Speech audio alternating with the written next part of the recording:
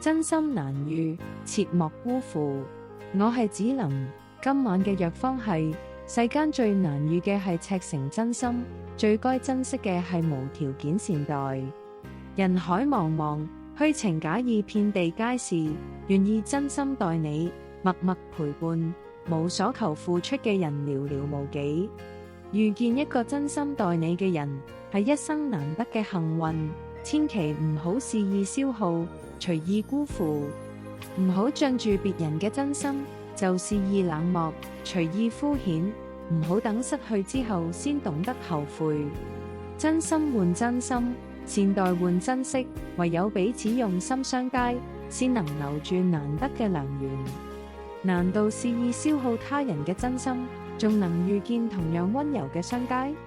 我係子琳，珍惜真心，感恩相遇，點個訂閱，願你從此百毒不侵。